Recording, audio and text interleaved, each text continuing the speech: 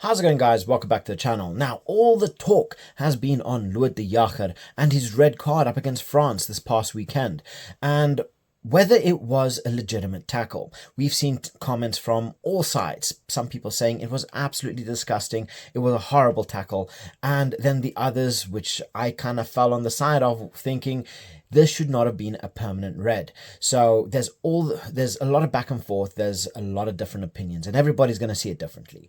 But did the referee make the right decision?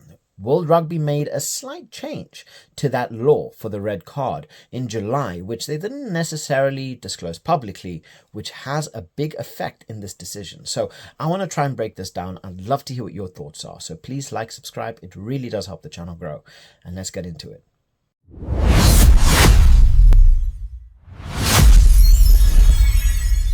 So, as we see here, this is a very high tackle from Lood de Jager. But one thing you will notice is that Thomas Ramos is already on his knees. Now, the way this worked out was Cobus Reinach went in for a tackle. Thomas Ramos evaded it, but Reinach was able to get just enough of him to drop him down to his knees. Now, Lood de Jager, yes, he did come in and he did land a very high tackle, but Thomas Ramos's knees were already on the floor. So how quickly was Lood de Jager meant to change levels for that still to be classified as a legal tackle? He would have to move very, very quickly. And you got to think this all happened within the blink of an eye. So naturally, he came in with a very, very high tackle, which, yes, made head contact, which, yes, is dangerous. So personally, I believe it to be a red card. It should have been a yellow card and then more than likely end up being upgraded into a red, but a 20-minute red. So obviously World Rugby, they added this new law of a 20-minute red, which allowed a player to be sent off for a red. He doesn't come back, but then after 20 minutes, South Africa can bring on another player, right, to be back to full strength. Whereas a straight red card would mean South Africa were left with only 14 men for the rest of the game. He was given a straight red, leaving South Africa with 14 men for the rest of the game. And I don't feel this was right. But World Rugby made a slight change. Now, Rassie had this to say. I think it was a red card, but I don't know if it was a permanent red card or a 20-minute red card. That's probably debatable. Everybody's going to have their own opinions. So this is what he did have to say. Now, again, he doesn't want to get into too much trouble. We did have this, though. So, they had changed something to the law where it said the law will always it will always be in effect when the act is the act will always be illegal.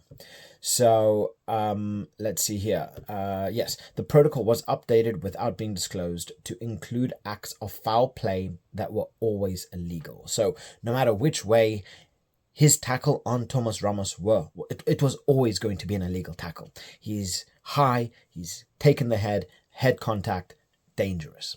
Okay, it will always be illegal. Now, he would have had these questions to answer, which I actually kind of like it here. I like how they explained it here, because it made a little bit more sense to me to see the process of the referee, right? So was there head contact? Yes. Is there foul play? Yes. He's not wrapping his tackling arm while he makes an attempt with his right. It is the left that makes contact and where he should be wrapping.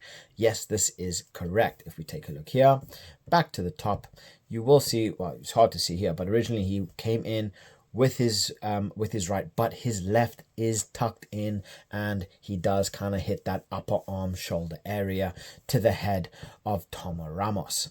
Moving on, was there a degree of danger?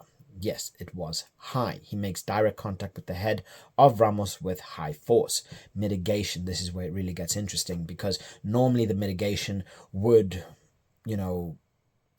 be taken into consideration, because Thomas Ramos, he was already on his knees, he was already low. Lood de Jager would not be able to change levels that quickly in order to still make it a legal tackle. But like it says here, this is the pivotal call. Because de Jager's arm is tucked and makes direct contact with Ramos's head, mitigation is not considered, as it was always an illegal action. Therefore, no mitigation can be applied, like Ramos's drop in height and how low Lood de Jager was going into this tackle. So, continuing on, had the Springboks lock attempted to wrap his left arm, he may have escaped with a 20-minute red card, and South Africa would have been able to replace him after that sin binning period. He may have even escaped with a lesser punishment, as mitigation would have been considered, because he was then doing everything he could to execute a legal tackle, bent down low and wrapping his arm. This is crucial. This is very, very important. Now, when you're watching the game, it's all emotion. I mean, this is one of the biggest games. France are monsters. And then you go and have a key player like de Jager get a red card just before halftime. A lot of emotions are running wild. But taking a look at it, looking at this, it makes sense, and I can understand why. I was expecting a red card. I wasn't expecting a straight red and leaving South Africa with one man down. Now, ultimately, it didn't matter. South Africa came through with a huge win, and having Siya Kolisi coming off for Nokia, who put in an absolutely stellar performance, and South Africa kind of made it seem like they had 16 players instead of 14, and absolutely dominated the second half. This is a crucial moment, and honestly, first, why didn't World Rugby properly disclose this?